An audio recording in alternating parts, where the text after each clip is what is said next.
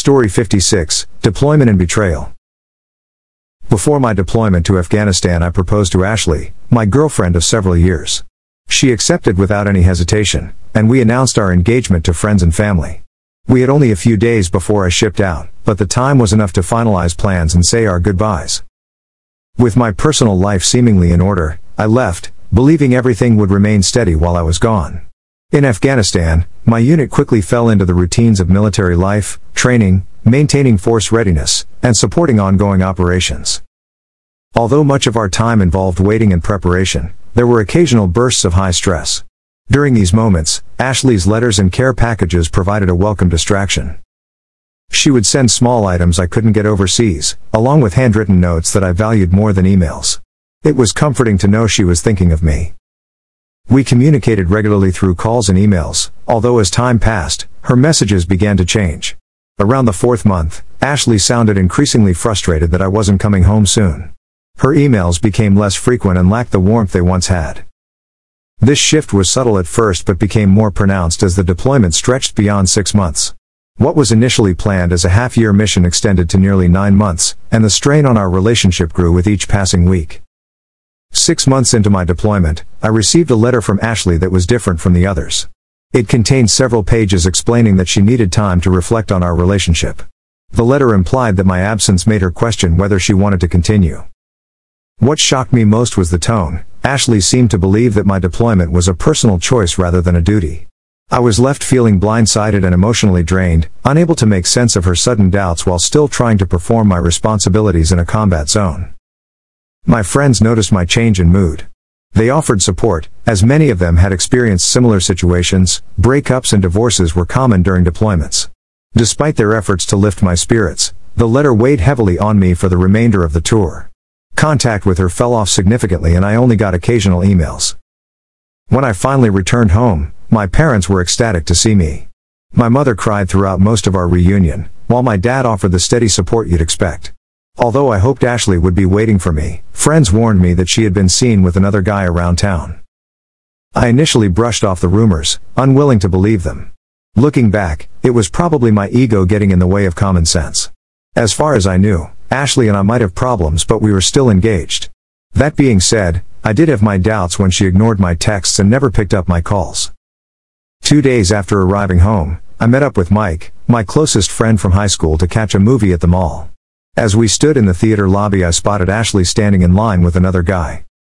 She had her arm wrapped around his waist, and they appeared comfortable with each other. Mike noticed the tension in my expression and offered to handle the situation, but I decided to confront it myself. I can tell Mike was uncomfortable because only a few people were between us. Eventually, Ashley and her new boyfriend get their order and turn to head to the movie. Ashley's eyes lock onto mine as soon as they turn, and she has this stunned look on her face. When Ashley saw me, her face shifted from surprise to guilt. I stood there staring at her with real hatred. Ashley's arm snaked back from AP faster than any cobra while stepping to the side. I could tell she was uncertain of what to do next. She settled on walking up to me and asking when I got home. I'm just standing there, hating her with every fiber of my existence. She comes in like she's going to hug me, and I push her back with one word: no. As I turn and walk away, AP makes the nearly fatal decision to grab my arm and tell me not to push his girlfriend. I turn to face him, and he's a softie. He's about my height and has the slight build of someone who's done nearly no actual physical activity. He wasn't a jock, more like a wannabe guitar hero. I tell him that his girlfriend is my fiancé. He starts bristling like he wants a fight. I looked him in the eyes and calmly asked if he was sure he was up to it, glancing down at his hand. I told him to move it or lose it. He ignored me and started running his mouth. Ashley and Mike started stepping in, but it was too late. I rolled my arm in and up, breaking his grip, which positioned my hand perfectly to give him a push high on the chest backward. AP stumbles back and falls on his ass hard. I had barely moved, and he was already on the ground. I stood there over him and told him loud enough for everyone to hear that if he continued to assault me, I'd have no recourse but to defend myself. AP jumps up, red in the face, and starts calling me names, including derogatory ones about the military. AP starts boasting that he's going to kick my ass, then takes a wild-ass swing at me and ends up on the ground in a submission hold that we used to subdue Hajis identified as a potential insurgent. These are not gentle, they are meant to subdue someone and make them incapable of resisting you. Needless to say, I probably went further than I should have, but it was SOP in Afghanistan. You make them fear you by fearing for themselves and those they love the most. While I'm holding this guy down, whispering in his ear, the things I was telling him had him white as a sheet. Security arrived as I restrained him, followed by local police. After I released him, witnesses corroborated my account, explaining to the officers that the man had initiated the confrontation. When asked if I wanted to press charges, I agreed without hesitation. Ashley tried to intervene, claiming the man was just a friend, but I ignored her. I looked at her and noticed that she still wore the engagement ring, now on her right hand. I extended my hand and demanded the ring back. Ashley initially refused, pleading for a chance to explain herself, but I repeated my demand. In front of the gathered crowd, I made it clear that she had abandoned me emotionally during my deployment and betrayed our engagement. Finally, through tears, she removed the ring and placed it in my hand. I turned away without another word, leaving Mike to follow me out of the theater. I returned the ring to my mother, who had given it to me as a family heirloom. She had been thrilled when I first proposed to Ashley, but now she looked heartbroken as I handed the ring back. We live in a small town, so word of the breakup spread quickly.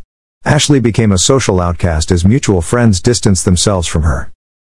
Over the next few weeks, she made several attempts to contact me. She left messages, sent texts, and even showed up at my parents' house unannounced. During one such visit, my mother lost her temper and ordered her off the property. A close mutual friend contacted me, suggesting that I meet with Ashley to discuss things because Ash was losing it. At first, I resisted, but I knew I couldn't avoid the conversation forever. Eventually, her parents requested a meeting with mine. Both families gathered at our house without Ashley or myself in attendance. My dad said the atmosphere was tense. During the meeting, her mother revealed that she had been pregnant during my deployment but had suffered a miscarriage before she could tell me. The loss devastated Ashley, leaving her overwhelmed with guilt. Believing she had failed both as a partner and a potential mother, she withdrew emotionally and avoided contacting me further. My father recorded the conversation, sensing I might need time to process the information. Later, he and I listened to the recording together by the pond on our property. I found myself torn between anger and empathy. Although part of me wanted to resent Ashley for her actions, I also understood the emotional burden she had carried. After a few days of reflection, I decided to meet with her. I invited Ashley to join me at the pond where we had spent time together in the past. She arrived wearing a familiar sundress, a small reminder of the life we once shared. We exchanged brief pleasantries before the conversation turned serious. Ashley apologized for her actions and denied having a physical affair, although she admitted to seeking emotional comfort from the man she had been seen with. I told her that her behavior constituted a betrayal regardless of physical involvement. Moving the engagement ring to her right hand and spending time with another man while I was overseas was unacceptable. I asked her to consider how she would feel if our roles were reversed, if I had sought comfort with another woman during a difficult time. Ashley seemed genuinely stunned by the question, struggling to grasp the impact of her actions. The conversation grew intense. I expressed my frustration at being abandoned when I needed her most. At one point, overwhelmed, I sat down by the water's edge with my head in my hands. Ashley knelt beside me, pleading for forgiveness. She admitted to feeling responsible for the miscarriage and confessed that her guilt had driven many of her decisions. We talked for an hour, and she apologized over and over. She asked if I could love her again, and I was honest with her and said I didn't think so. The events of the past months had left deep wounds, and rebuilding trust would be difficult if not impossible. About this time, my phone notifications started coming in. I looked at them and they were from her friend Sarah. I was expecting them since Sarah and I had spoken the day before after she reached out to me. Ashley was pale and looked unsteady, so I helped her to the car and drove us back to the house. Ashley fainted as she stepped out of the vehicle. Yeah, it seemed a little staged. I picked her up and carried her inside, where my mother called her parents to inform them of the situation. When they arrived, Ashley assured them that she was fine, though emotionally overwhelmed. Ashley's parents arrived at the house shortly after she fainted. My mother had already explained that Ashley was overwhelmed but unharmed. They rushed inside, anxious and ready to take her home. She stood up as they entered the living room, assuring them she was okay. Her voice was unsteady, but she seemed eager to avoid further discussion about what had happened by the pond. I stood there watching her carefully, then decided it was time because I knew something she didn't. I had to confront her before things went any further. My father stood off to the side, sensing that I had something on my mind. I reached into my jacket pocket and pulled out the small envelope Sarah, Ashley's best friend, had handed me earlier that week. I told her that I had something for her to see before she left. She froze, her expression shifting from exhaustion to guarded panic. I unfolded the papers inside the envelope slowly. She watched me intently, realizing that she couldn't talk her way out of whatever I held in my hands. "I got this from Sarah," I said, holding the papers where she could see them but not close enough for her to grab them. "You left them in her car and she thought I deserved the truth since you clearly weren't going to tell me." Ashley's parents looked bewildered at what this was all about. I laid out the papers on the coffee table, spreading them out for them to see.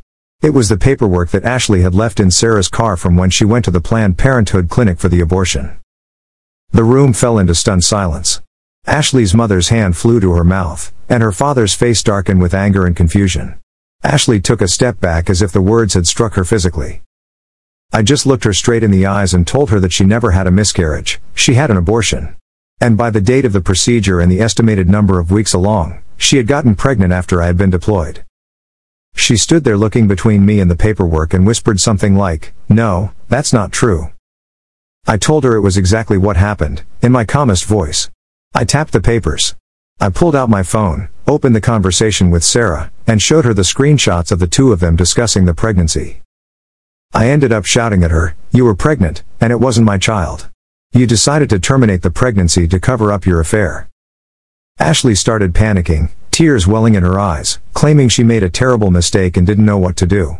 She started bawling that she was alone and afraid and she knew I wouldn't stay with her if she had someone else's child. She actually had the gall to tell me that it was unfair that I left her alone for so long and wasn't there for her. That set her parents off and her mother started raging on her, demanding to know if my statement was true. Like I said, it's a small and very conservative town. She crumbled under the pressure, burying her face in her hands as she sobbed. Her silence was all the confirmation anyone needed.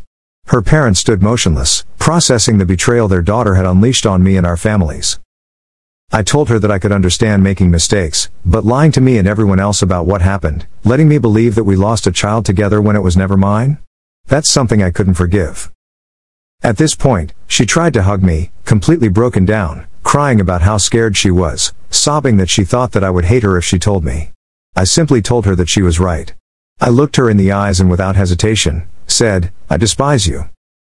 Her mother sank into a chair, with her face in her hands, crying, while her father clenched his fists, trying to hold back his frustration. My parents stood there watching the unfolding disaster that was my life. My mother's expression was a mix of pity and sadness, but my father's face was unreadable, hardened by the truth I had just uncovered. Mom told Ashley, "You need to leave and don't come back. There's nothing left to say." Ashley collapsed into sobs, begging me to reconsider. She tried to grab my hand, but I stepped away. She was on the floor bawling, "We can fix this. Please. I'll do anything." I told her there was nothing left to fix. I told her she made her choices, and you had to live with them. Her father, clearly furious, stepped in and took her by the arm, saying, "Let's go." She resisted, still crying, but her parents pulled her toward the door. Just before they stepped outside, Ashley turned back one last time, her eyes filled with tears, and said, "I love you." I told her, apparently not enough. With that, her parents led her out of the house. The door closed behind them, leaving behind complete silence. My mother was still in tears while my dad pulled me into a hug, telling me I did the right thing. I know it was something I needed to do, but it didn't help the pain I had in my chest. I guess I can see why people call it heartbreak.